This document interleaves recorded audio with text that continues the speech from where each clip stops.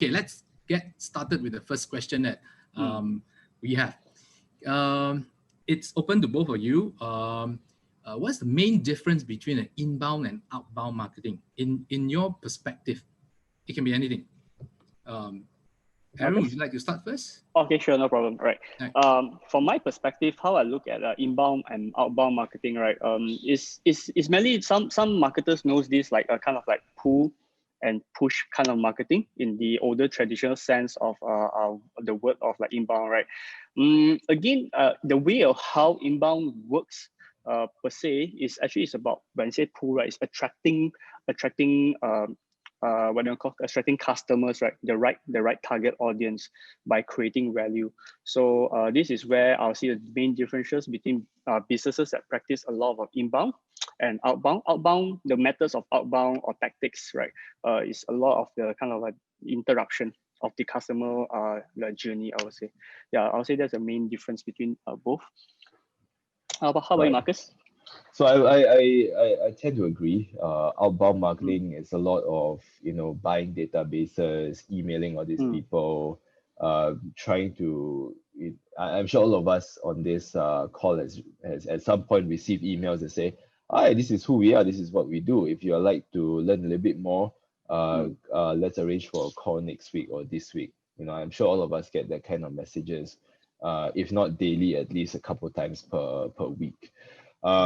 That in my mind is outbound, in addition to telemarketing calls, in addition to people maybe stopping you on the roadside. Maybe these days cannot stop anymore because got MCO, right?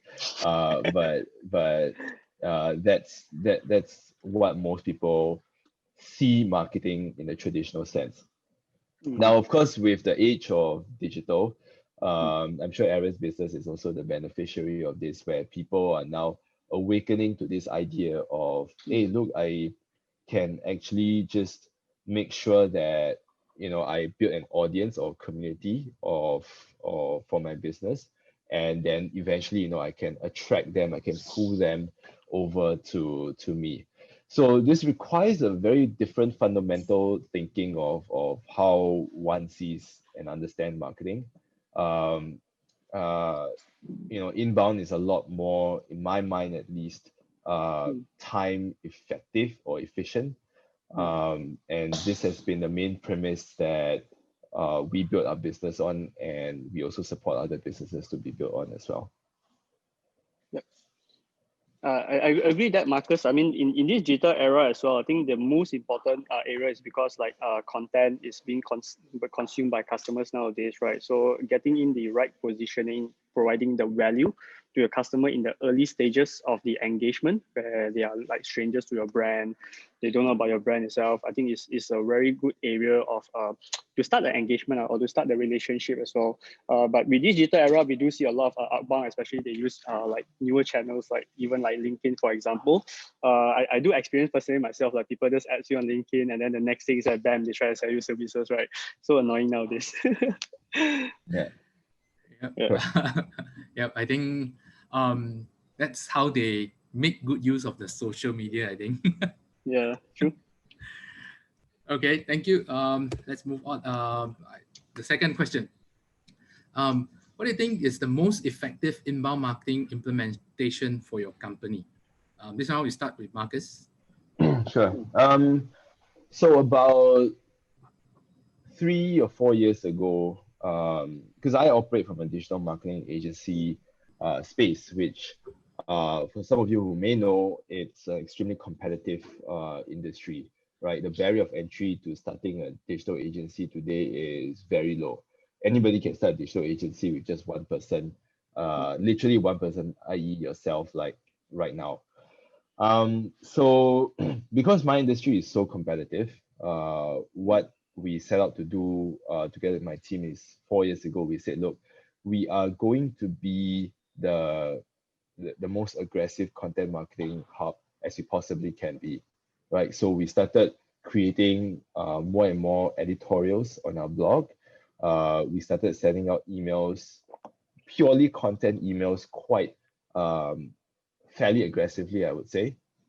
And today we have average readership on our blog we're looking at anywhere between 30 to 35,000 unique readers on our site every month.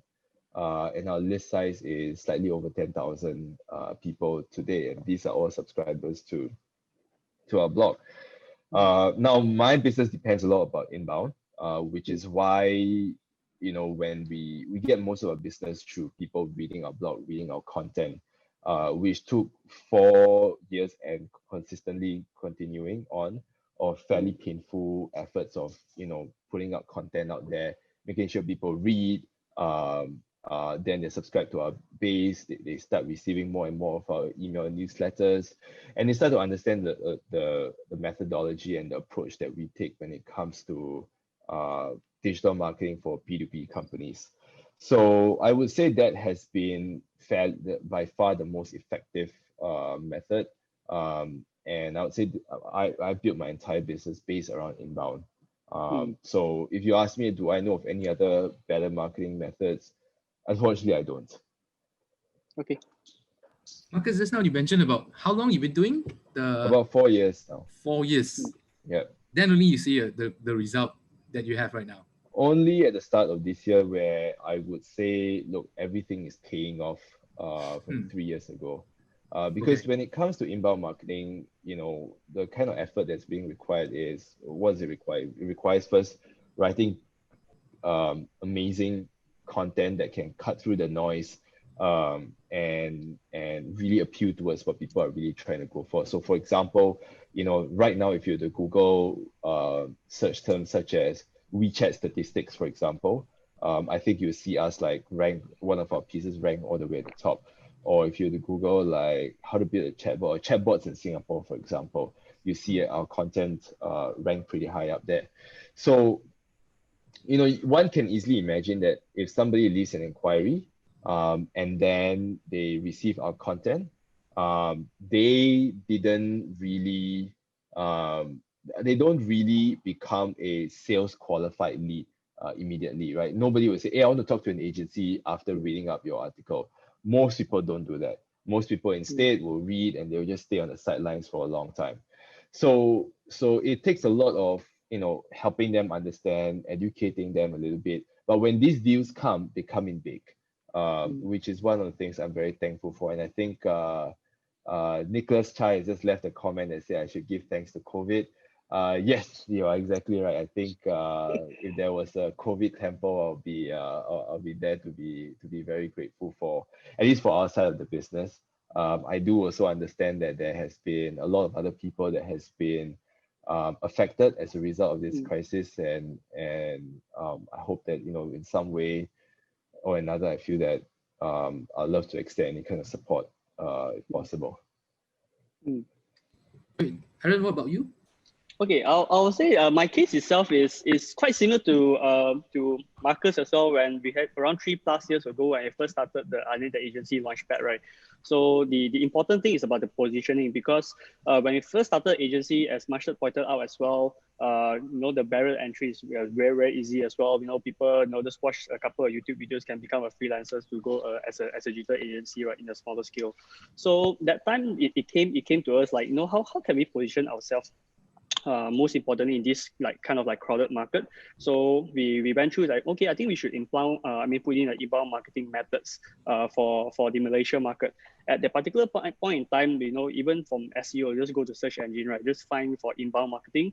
That there is not really much of agencies that actually practices this here in Malaysia. So I said, okay, I think they decided as like just go towards this positioning as well, and to churn out content. The way how we built the funnel here in Malaysia again, that at that particular point in time, not really much people like just go online and kind of read. So we found the effectiveness of the inbound marketing for us on the top of a funnel is to do events instead.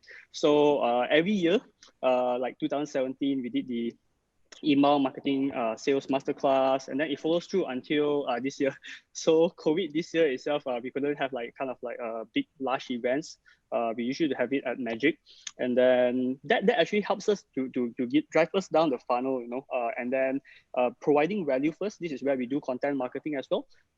Perhaps not that how to say, aggressive compared to Marcus. We do provide that kind of content, but I think so the effectiveness of our inbound marketing itself, like in the middle and the bottom funnel, this is where I usually comes in, talk to clients, right, providing valuable kind of like consulting advisors before they actually like want to engage with us or even talk to us as well.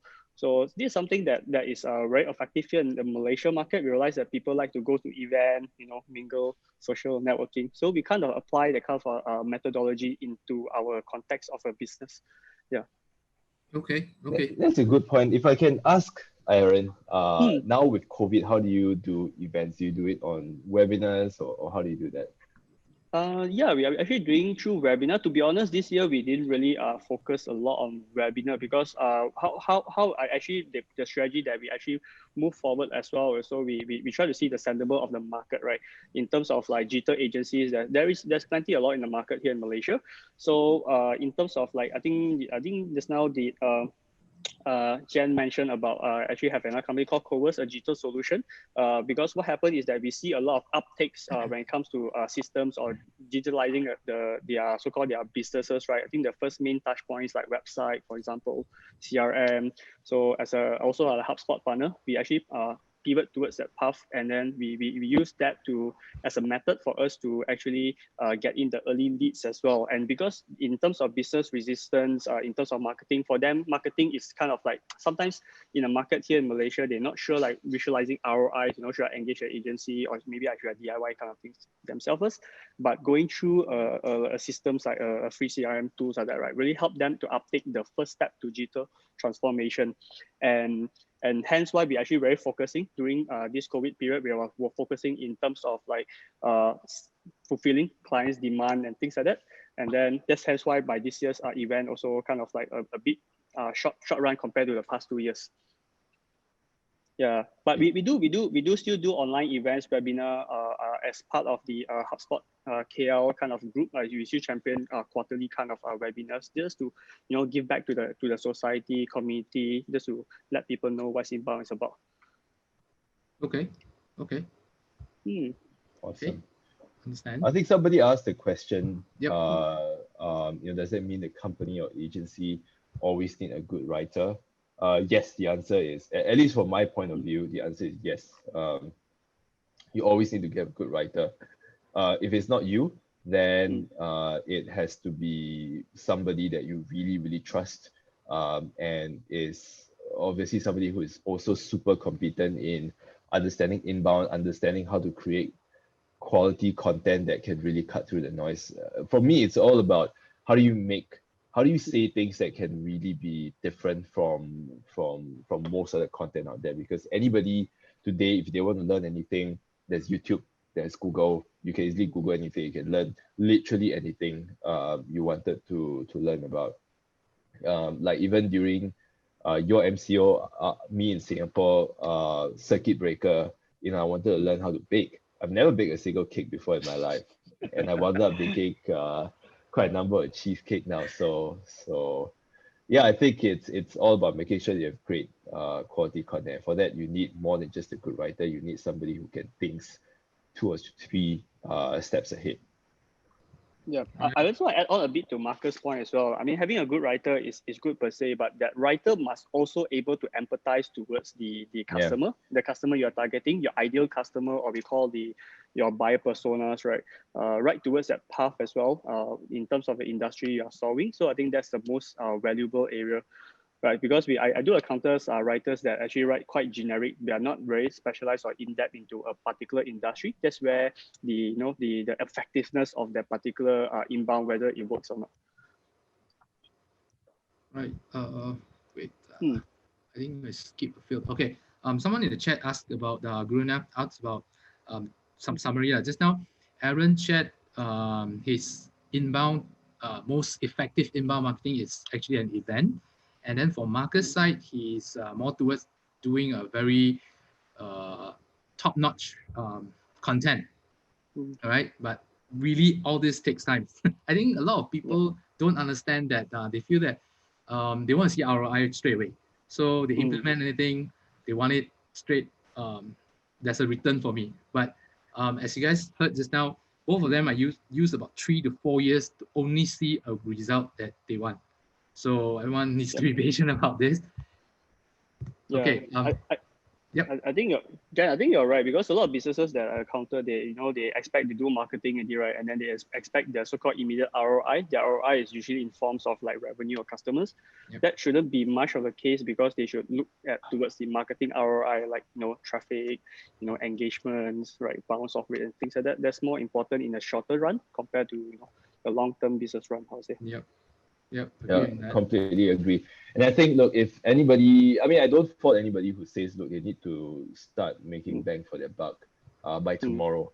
But if that's the case, then maybe, creating content, making sure that you got the right systems in place, like HubSpot, etc., isn't the best idea. You will instead want to go for maybe running ads on Google, for example, or running ads on Facebook, LinkedIn. Paid advertising methods is maybe, I don't know whether some people call it power inbound, some people don't. That's really up to the way you see it. But if you need to get like more leads today, tomorrow, I would suggest just run ads.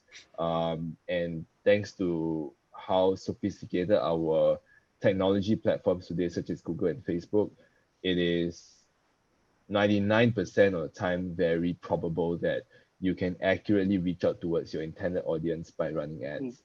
And then only after you realize that, shit, you know what, running ads don't deliver a good enough ROI as what you're hoping to see, then that's where you start thinking about other channels. I look at it purely from like content perspective. Aaron does it from an event perspective. To me, both are also what I would define as inbound marketing in this aspect, because you're still bringing people through the funnel and then down the customer journey to an actual transaction. Okay, good. Marcus, there's one question for you from May. She asked about, sadly, good writers are hard to come by these days. As the attention span is getting shorter, what would be ideal? In your opinion, 1/2 page write-up, or any suggestion?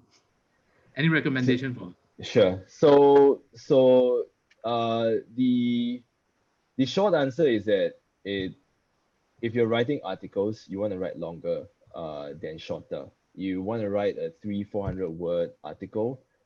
You might as well just turn it into a video and put it up on maybe YouTube or even TikTok these days. I could spend hours talking about TikTok, but that maybe can be a separate topic.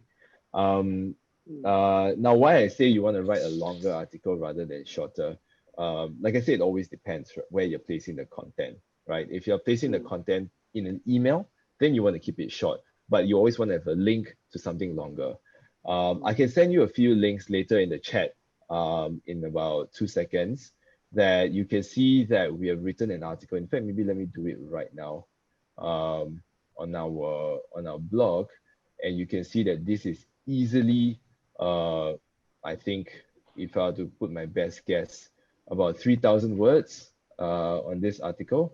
Let me send you guys the link on the chat right now. You should be able to see it right now over there. So that article, as a headline, it says 93 lead generation strategies for 2020.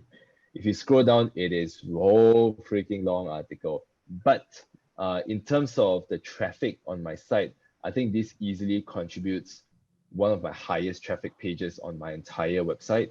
Now, I don't expect everybody to read through everything. Of course, nobody's going to spend like 30 minutes just to read through everything. But the amount of conversion rates that I get from strangers to subscribers, this is one of the highest. So to answer your question, Meitan, it's not so much about making sure you have a short article, it's about making sure you have content that can, again, I repeat, cut through the noise.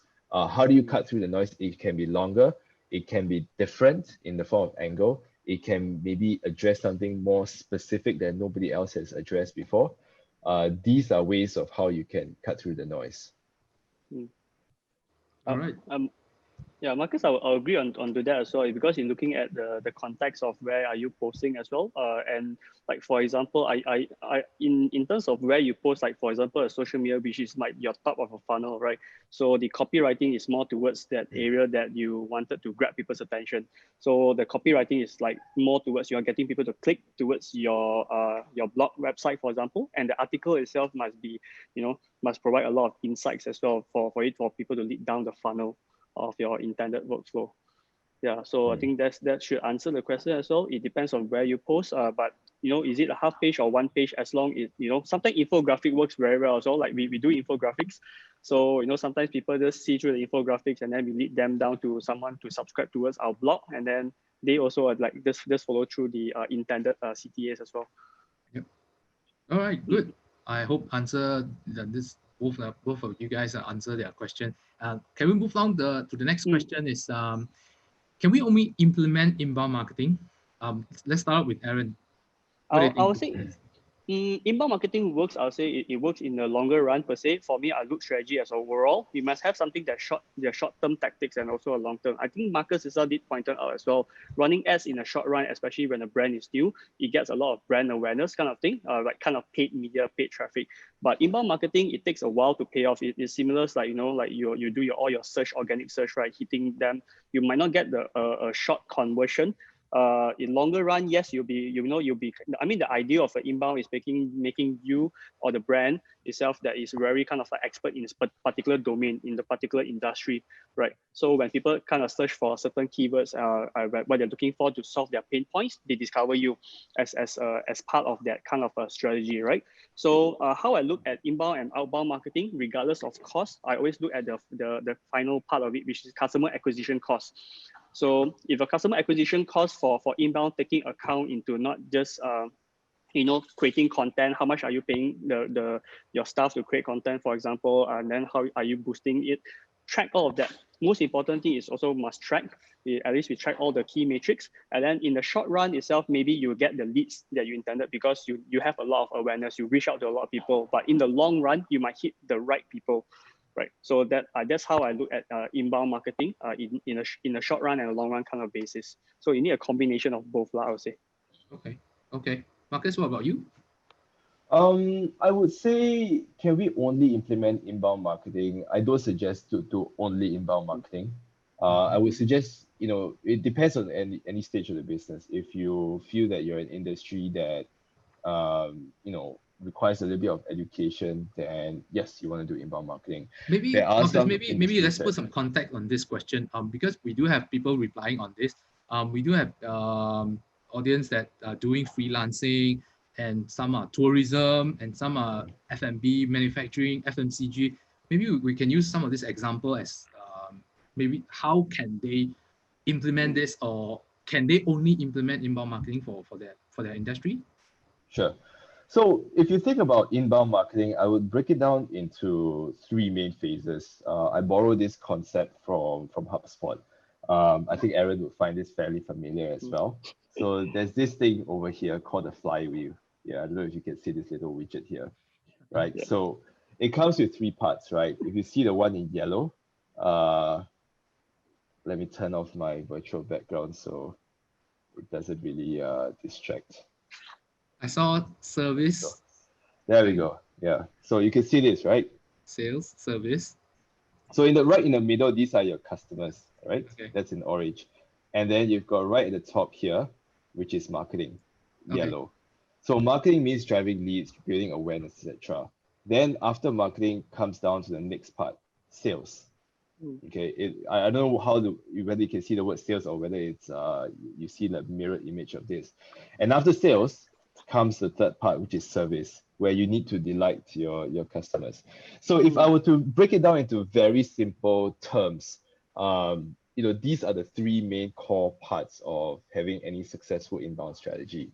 Now, for me, when I talk about creating content under inbound, that all falls under the marketing aspect of it. Now, that's not the only part of inbound marketing. For some of you who may be running freelancers, or maybe running, F&B business, maybe it's more of service aspect that is really, really important. So how do you make sure you drive more word of mouth referrals for you? How do you make sure that you deliver such a great customer service experience that people feel compelled to say, look, I want to come back again, or I can't wait to learn about what do you have next, right? So all these falls under the big umbrella of inbound marketing. And in today's day and age of how we transact, I feel that there's nothing. This is a very, very true statement in today's context as well. All right. Yep. Yeah. Marcus, funny part is like for us we have as well. It's like under the name card. We all use the same way. This is kind of like my pitch too when I go off to like events or what they're asking. What's inbound marketing, right? It's easier for me to explain with a business name card. Can I get one of these, or you guys are implementing this? Yeah, for my context, I think, Marcus, I do agree because whatever you mentioned is all about the customer journey, right? So the most important thing is to understand your customer buying behavior as well. But I do say that inbound marketing tends to work for brands or industries, right, that actually has a long buying cycle, because customers need to be kind of educated. This is where you are able to provide value along the journey itself. So long buying cycles, you're giving more value in the upfront process will help you successfully implement your customer journey itself. I see. Okay, understand. There's one question for you, Marcus. How do you let the world know about the blog that you created? I think maybe very this good is question. A new blog, maybe? Yeah, no, very good question. Because when we started out also, we had nobody reading our stuff. And I can't tell you the number of times, I would question myself, why am I even wasting like half a weekend writing this like bloody article that nobody's actually going to read? I did question myself many, many times about that. And the short answer is that you try to find readers in whatever way possible. Let me give you some examples of how I do it. So for us, we use a little bit of HubSpot, we use a little bit of Salesforce. Our marketing part, we use HubSpot. And HubSpot has this app on the mobile that allows you to scan company name cards. So I've been in my line of work for a while now, and sometimes, you meet people, you get a name card, right? So what I do is, on the HubSpot app, you can go and scan name card. It's a free app, by the way. All of you guys can download and start using it. I can scan name cards, and then it automatically enters into my database. So every time I publish a new blog post, I'll make sure all of them receive that blog.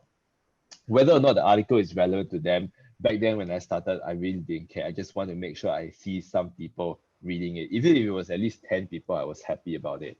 So that's one. The second thing was I started posting a little bit on social media. I asked all my staff members to post it on social media, on their LinkedIn, their Facebook, etc. So I asked all of them to post it. So whatever resources I can find, I'll get them to push out the content out there. Again, it's not the most sustainable and effective method, but it gets you started because there can only be so many times that my colleagues and staff members can be annoyed by me saying that, go and send out this thing on your Facebook. After a while, they're just going to say, Marcus should just shut the hell up.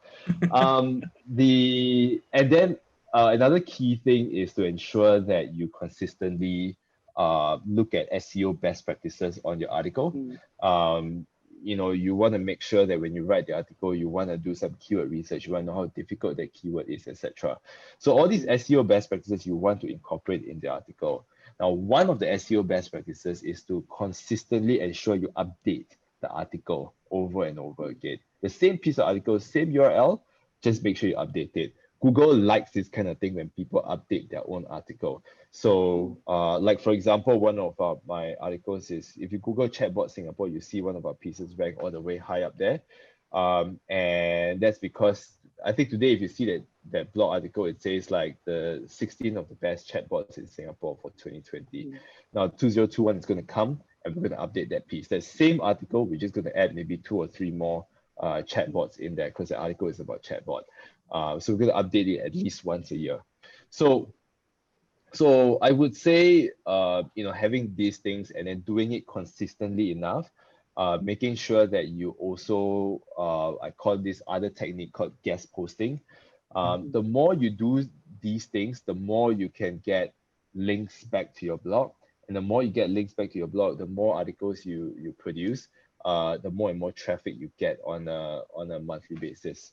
So no real secret formula to this, just a lot of hard work to make sure that you get there. Yep. Okay, Yes. thank you, Marcus. Aaron, do you have anything to add on? I think in terms of like implementing the inbound, I think Marcus' ways works a lot very well. For say, I think in terms of like our context as well. When we first started, we do churn out a lot of articles as well in the early days, and it might not immediate payoff.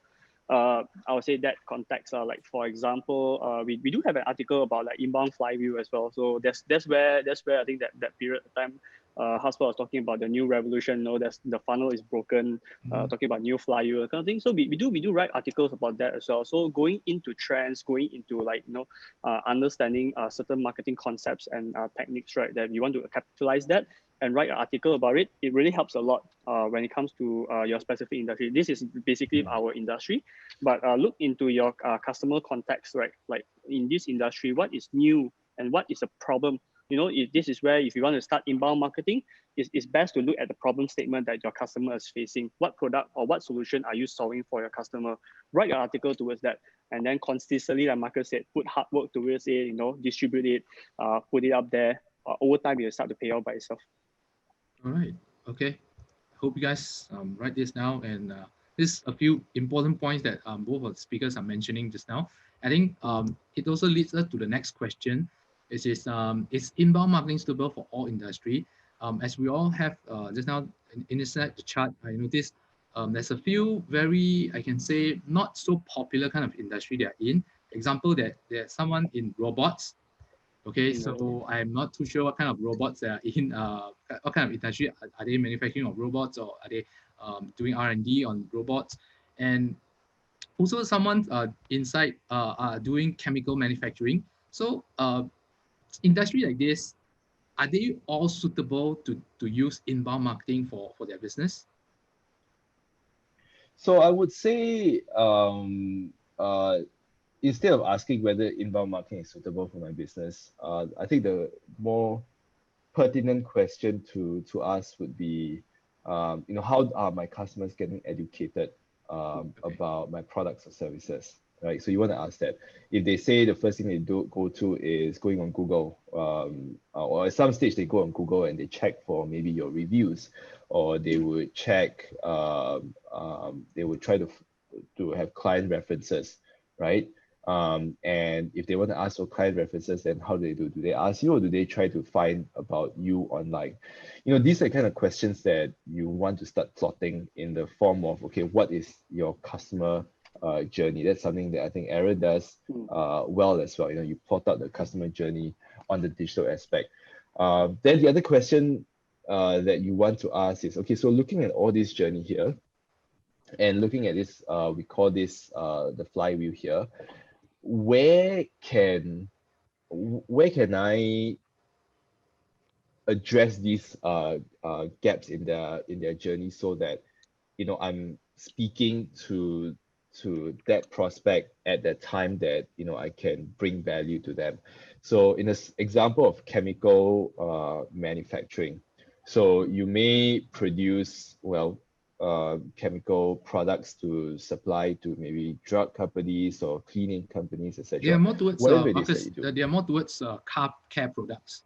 All right, so if it's car care products, then you want to ask the question, okay, when consumers or even workshop car owners are looking around for car care products, where do they go to look for new ideas? Where do they go to look for new ideas? If it's online, where? Google, forums, social media, right? So these are all the places you want to be going to, and try to address them, maybe at the channel, or if it's not at the channel, then you want to make sure that you can at least be found on that channel as well. So I think that's a more important question. If the answer is yes, there's a digital journey somewhere in the entire transaction process, then that's where you want to start addressing that. And then the other question is, how do you then pull them from which phase of the journey into closer to you? To give you some examples, could be I give some examples of us with roadblocks, but that's only at the early phase of my business.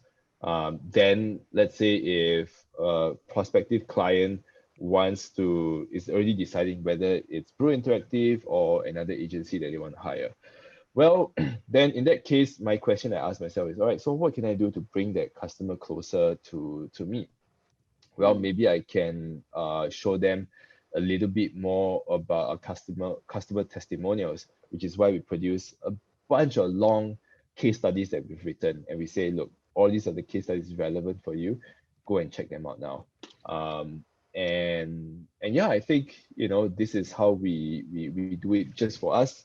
Again, every company is different, but I'm sure that there is some point that you might be able to address it. All right. All right. Aaron, what about you? What do you think? Okay.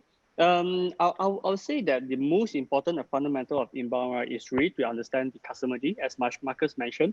But generally, how I look at your customer journey itself, right, is inbound marketing really works in terms of areas where there is a long cycle or there's a lot of decision-making processes in place, right? Inbound marketing helps you to build kind of credibility and trust around that area.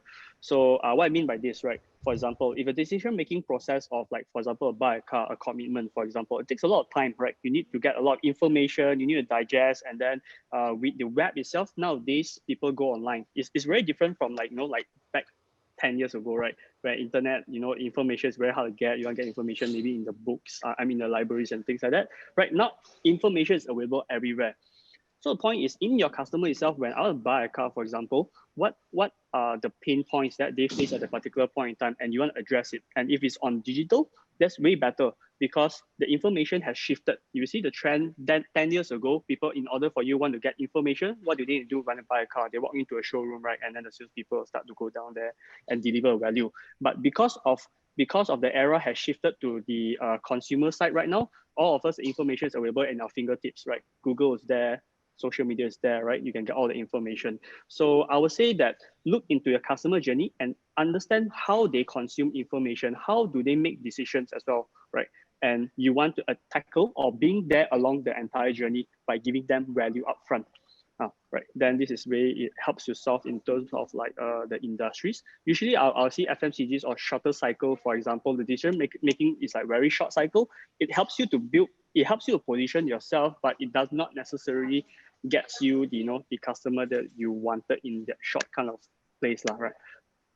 Understand. Okay. There's one question from Luis. What inbound marketing to relate our tourism industry are more on content marketing like video sharing?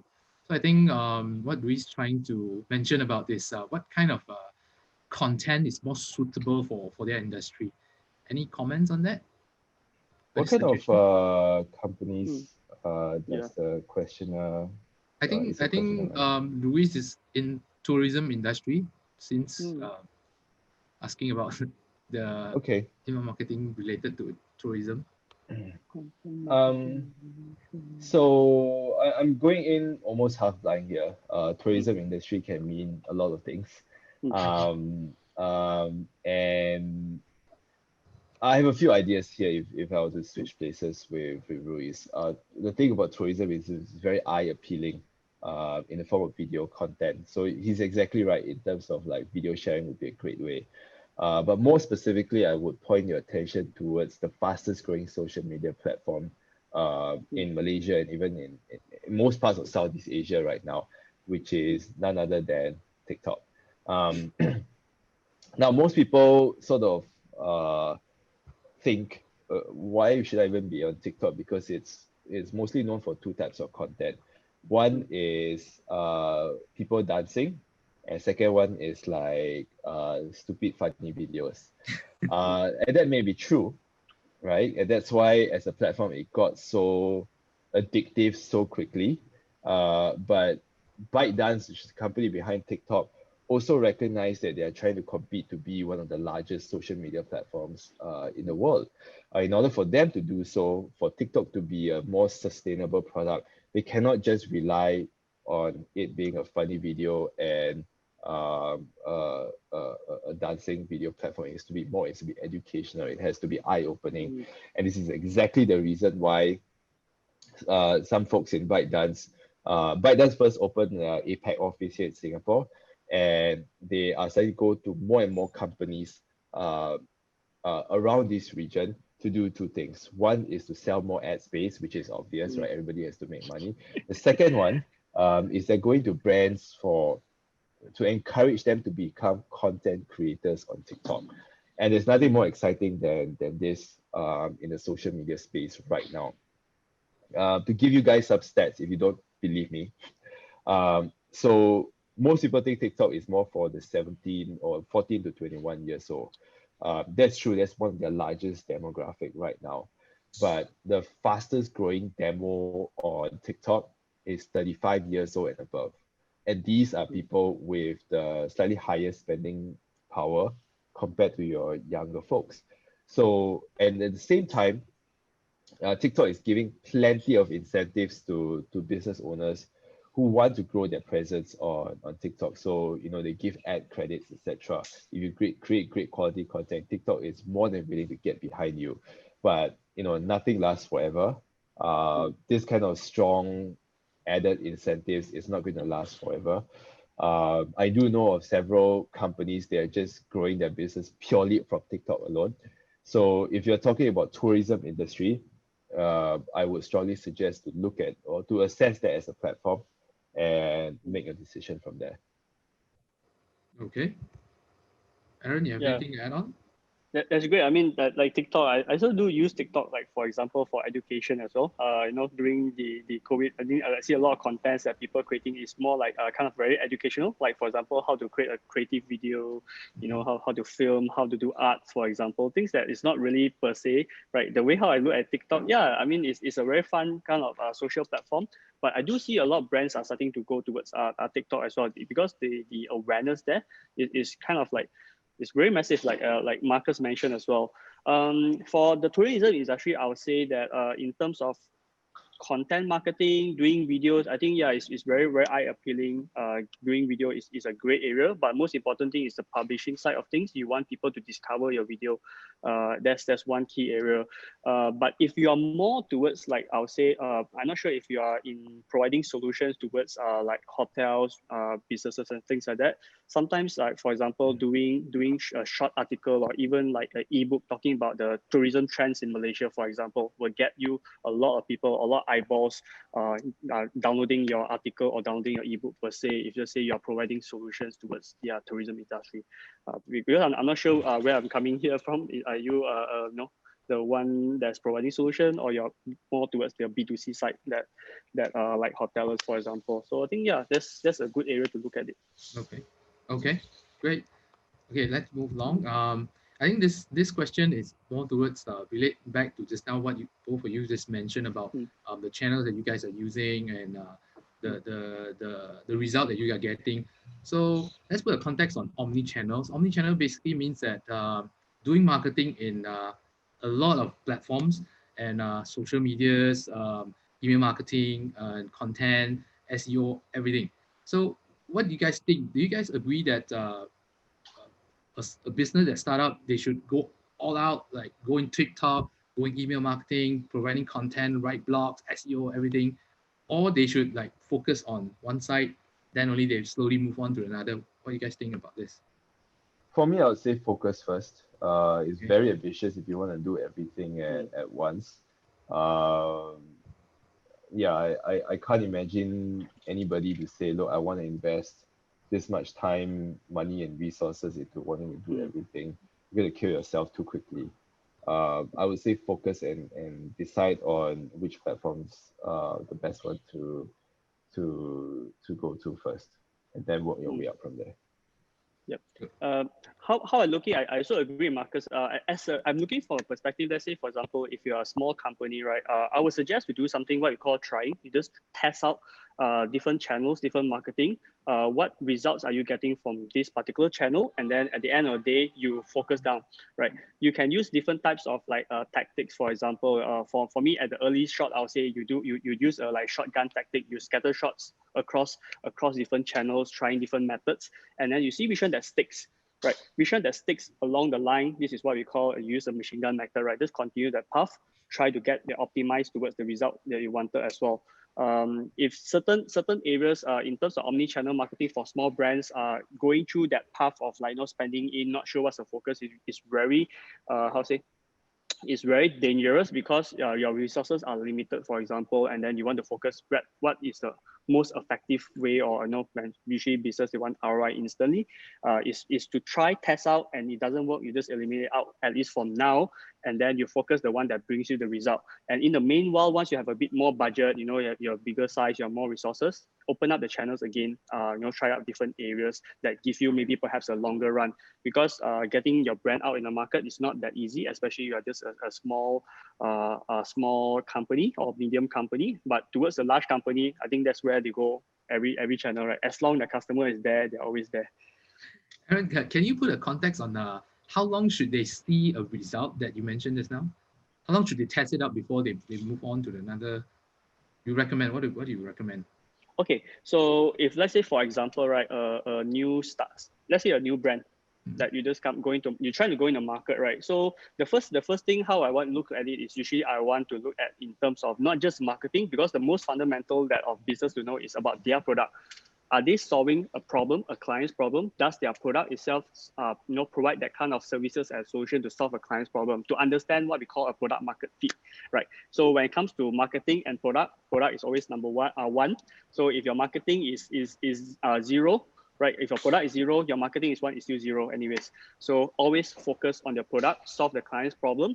Marketing is a good area to go into to get in the awareness distributed. So let's say, for example, a new company that just come on board, wanted to start their marketing channel. Look at short and long term as well, right? Short term, for example, how much will you spend in short term to raise up the awareness? And because of digital marketing nowadays, I would say is compared to traditional, like 20 years, 30 years back, right? Getting in, for example, to do advertising is really expensive, right? You imagine, putting up a one circulation post in like say the Star in a newspaper, right? It costs like 20-30 grand just for one page cover. Nowadays with channels like Facebook, Google, you spend a fraction of the cost just to get on through the result.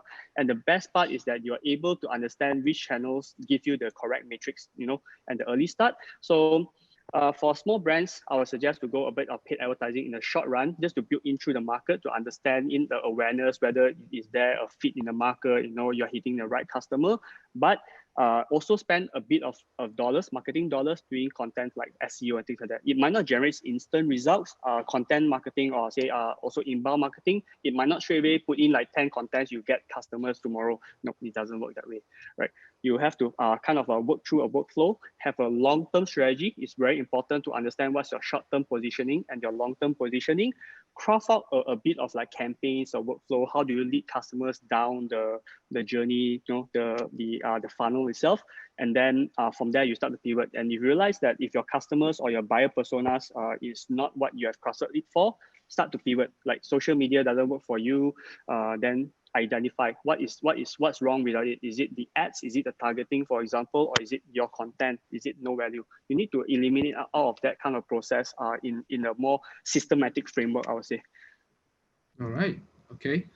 There's one question from me. She's talking about referral. So some marketing effort may reach intended target audience, but what about those that depends on referral? Like example, healthcare. So they much dependent on reference from other people, on doctors, educations, like parents' decision as they are the one paying. So how do you target this kind of people or the audience that you intended? I maybe go first. For me, like for example, a certain industry you mentioned about education, right? Parent decision they are paying for. So it's very important to understand who is the customer and who is the user. Example again, certain industries, like for example, if you're doing like baby products, for example, the one that's purchasing it is the parents, while the kids is the user of the particular product, right? So how do you target each customer? This is where the parts comes in. Like for example, when you craft out a marketing message, for example, you always address it to the customer, while the benefits of that product or the service you're providing is addressed towards the user. You're solving the user's pain point, but you are targeting towards the what do you call the customer per se, because they're the one who makes the decision. So understanding the customers and the user will help you to craft a better marketing message. And then you mentioned about referral, very dependent on referral. So referral as a market channel is good, but important to understand on your top funnel, for example, how are you getting in the understanding of referral comes in the first place? Because if your bottom of funnel, like for example, getting into people to refer you is a very small funnel, you need to open up a bit bigger on the top, like letting people know about your referral program. So the workflows needs to be identified first, and then this is where maybe perhaps Metan, if you have like time or something, I can go through about your flow as well. Yep. I think later on by the end of the slides, we will share how you guys can connect with both our speakers, and you guys can ask more detailed questions and understand more. Okay. All right. Let's move along. I think this is a lot. Just now, I think Marcus also mentioned about this. During this pandemic, we know that a lot of noises online, and how can we break through the noise? And any strategies that you guys can recommend for our audience? How to do this? Marcus, do you want to go first? Sure. So how do you break through the noise? So the first thing is to before embarking on any strategies, whether it's inbound or outbound, first is always to assess the playing field, right? What has been done before, why they have failed, and also what's the gap that you can address. That's the way I see it for me. So when it comes to content, the way I see it is that in this part of the world, in Southeast Asia, Singapore, Malaysia, Thailand, Indonesia, and so on, there isn't enough content in the area of how do you appropriately address B2B marketing properly. Right, so that's I mean, there's a lot of noise. There's a lot of noise about how to do SEO, how to do this, how to do that, but nothing gets so granular like the way I'm expecting it to be.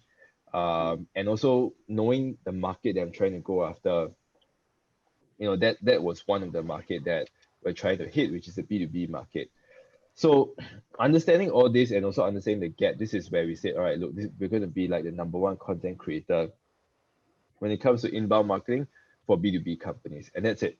It's a simple vision statement for inbound marketing, but it is extremely time consuming and exhausting to execute. I don't think we're anywhere near where we want to be yet. So, but in terms of approach, that's what I would do. I would assess the playing field, and then I would try to go after the way I see the gap that I've identified. Aaron, what about you? Yeah, I do agree about with Marcus as well, because like you mentioned, like for me, I always assess in and out, like your company, what's your capability, what's your customers, for example, and also the market out there.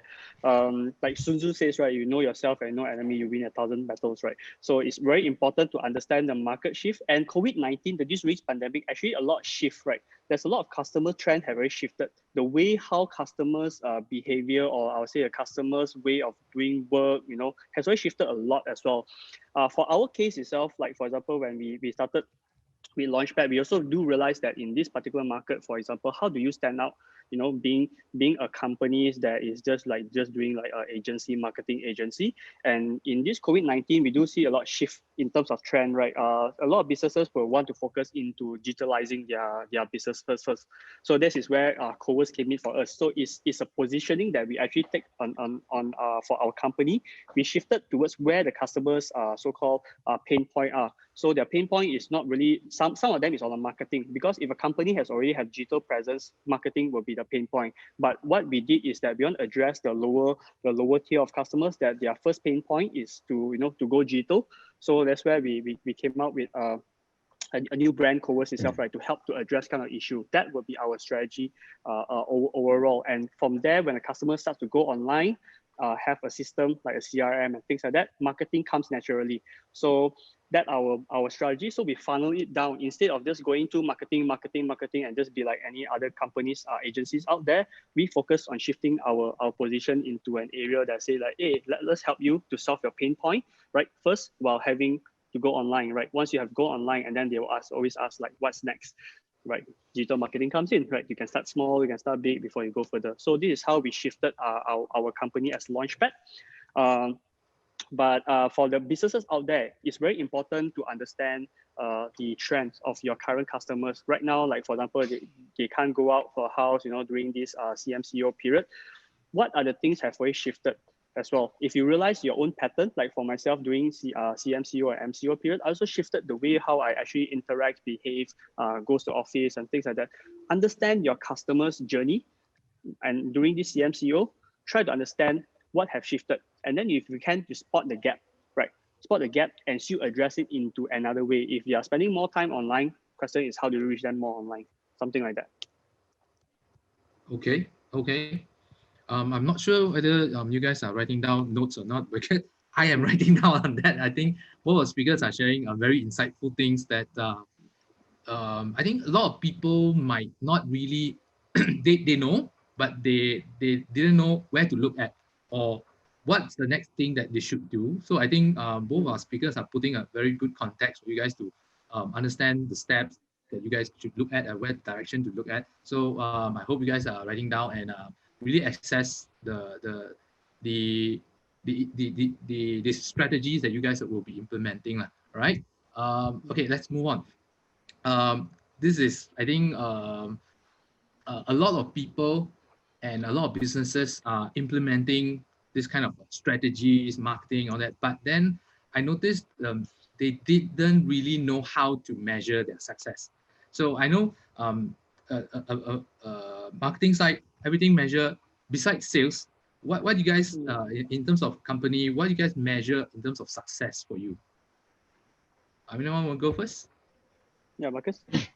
Yeah, sure. For me, I look at it based purely on, well, the first 3 years at least was traffic. Only traffic was the main measure of success. Obviously, I can't go to the bank and say I can exchange for traffic for cash. I wish I could. But I think that's the only closest thing I could see whether or not it's successful. It's just like, say, say somebody want to lose about 10 kg of weight. And you can't really expect that person to lose 1 kg after 2 weeks of workout. You can hope for that, but in my mind, at least, that's not really the way you should really measure. Like, okay, after 2 weeks you lose 1 kg, another 2 weeks you lose 2 kg, third week you lose like another 1 kg. And if you don't hit your target, it can be extremely discouraging. So the way I look at it is based on 2 things. One is outcome indicators, another one is process indicator. So outcome is basically what I'm trying to achieve, right? When I do inbound, yes, we're trying to get better leads, and as a result, client acquisitions, at least in my line of work. Now, in terms of the process indicators, how I would measure it is largely based on number of content that we produce per week. That would be one of the bigger process KPIs that I've always been looking out for. So I didn't also go too ambitious at the start. I said, as long as 1 month I produce 1 good article, just one. I can set aside maybe half a weekend every month just to write 1 good piece. I can afford that sacrifice. And that was what I did. At the beginning, wasn't a lot of content. I say it was aggressive in my context, but we just really started with only 1 good piece, and there was a lot of work going into just 1 piece. So that was it. And then as long as I met that process indicator, I'm happy. We move on to the next month. I do another 1. As long as it's good, as long as I get readers, good. I can keep doing it. Fast forward 3-4 years later, that's the result that we're sitting on today. So to me, my measure of success would be down to outcome and process indicators, which in my case was traffic, leads, sales. would be key outcome. Process indicator would be number of articles I produce. Okay. Aaron, what about you? All right. So for my case itself, I mean, for us, a business is still relatively, I would say, quite young in place. So one of the key indicators, usually I split them into different segments, right? You have like overall business indicators. This is what usually business are looking at when it comes even talk to a marketing agency, such as like revenue, customers, for example. So that's the overall business indicator. So I use that key matrix to measure, for example, on the top level kind of success. Then what happened is that on the marketing side of things, right, you need to have a marketing measure as well, because sometimes companies, they don't measure all of these key metrics, or I would usually say if you can't grow what you don't measure, right? So we always measure things like, for example, same as like Marcus, we do measure in terms of like the traffic, for example. We look at generally how much conversion, for example, like how many subscribers down right to like how many people are interested in taking out the level down. So in terms of our funnel, we do measure in each step of a funnel how many % of conversion rate. I think that's the important key metrics that we measure. Things that we wanted to measure for larger companies, perhaps, or company that's really well established, to look into, like, for example, net promoter scoring for your customer, for example, or customer satisfaction score. That is somewhere that you also need to measure. This is where we wanted to implement in also in our business as well, like in 2021. So in terms of measuring areas, I would suggest you start small. Don't always look at, like, you know, some businesses, they always like profit and things like that. I always say profit is a result of a well-run company, right? Your gears are churning in place and things, then you get the intended measures, right? But start small, start from the marketing, you know, from like all the way from your clicks, impression, where digital marketing nowadays, you know, with analytics, it helps you to give you all the data. Measure from that, and measure in terms of your growth as well. Like, you know, generally like year on year, how do you want to grow? And then you look into the tactics, like how do I grow this? If let's say I grow 30%, what should I do to grow 30% in traffic, for example? That will be a good area to, you know, a kind of good framework to put yourself into as well.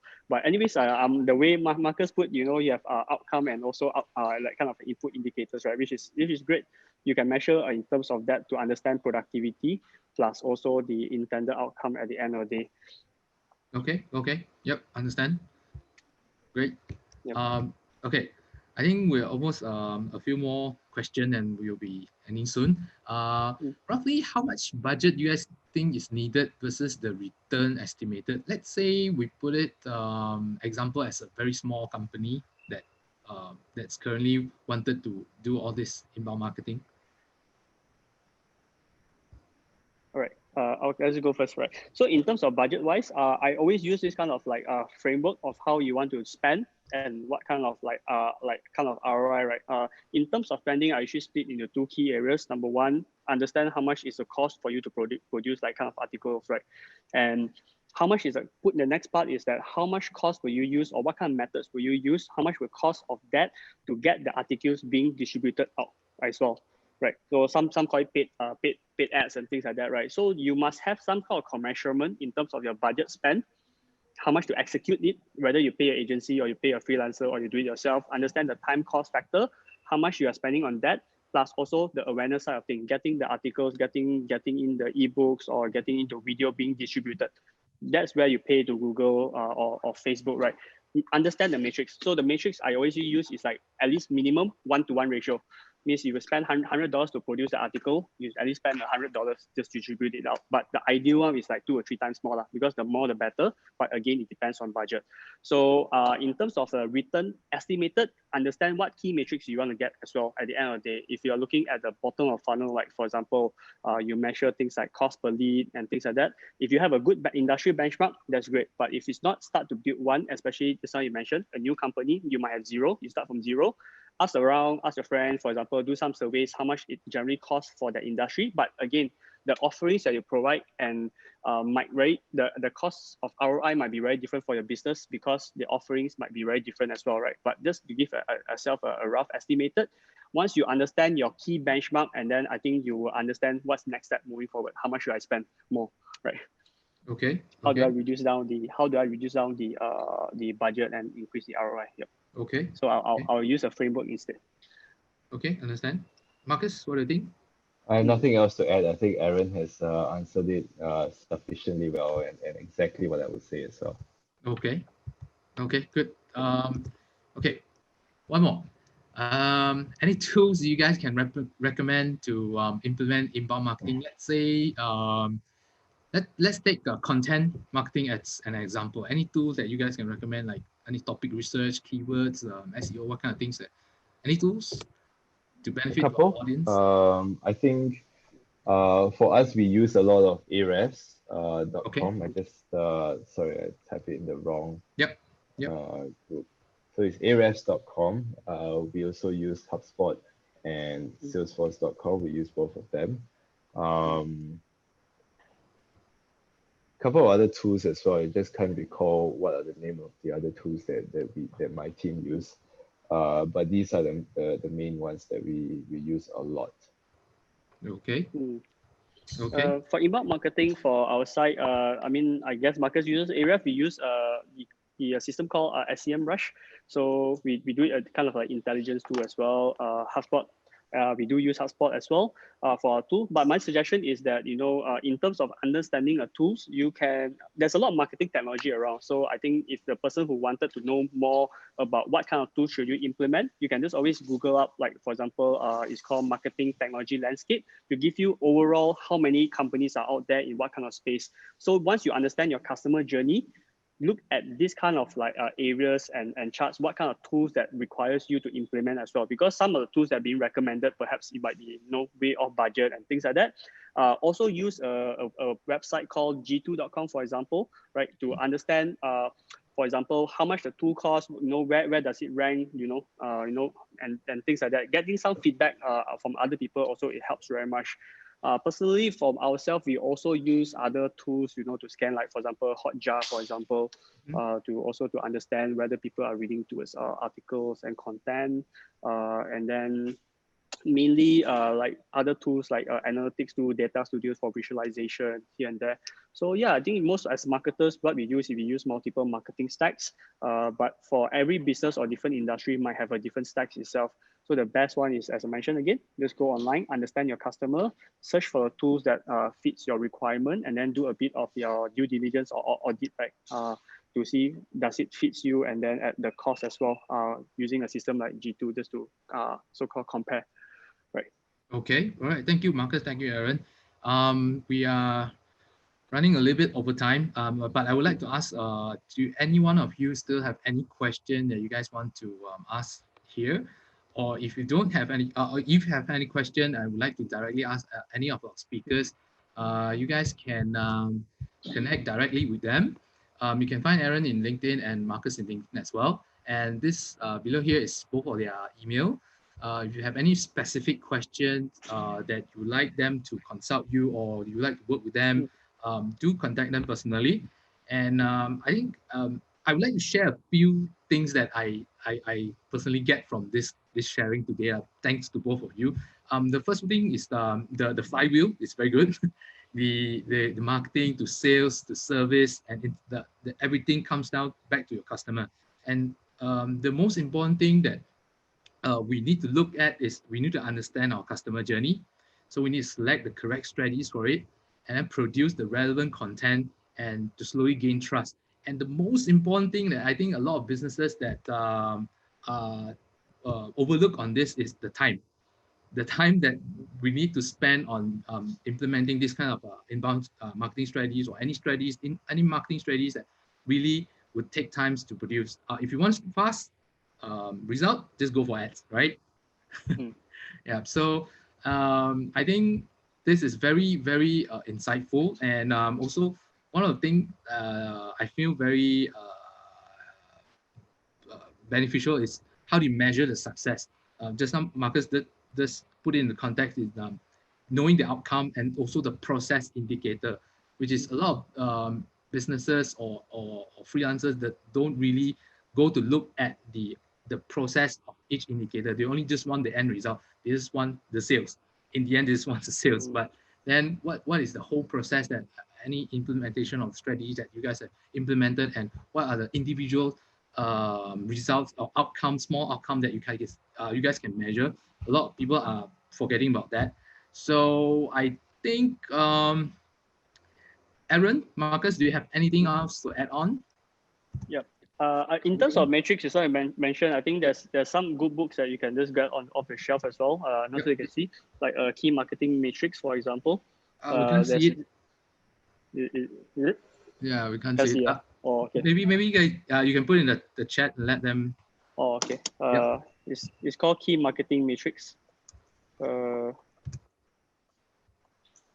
me just quickly find in Google, right? Marketing matrix. As for me, I think you know, I like everybody. I encourage everybody to just plot out your customer journey map. Start thinking about, okay, how does your entire journey look like? Ask yourself, how can you bring each aspect of customers in each part of the journey closer to you? I think that requires a little bit more thought. And if you wanted to bounce some ideas off either Aaron or myself, just feel free to reach out to either of us. And yeah, we can take the conversation forward from there. Yep. Okay. So I think that wraps up the session for today. Before end, let me do a little bit of announcement that we do have tomorrow. We do have another session. It's talking more on transactional email. So if you don't know what is transactional email, then how it will help your business, I think you guys can attend on this.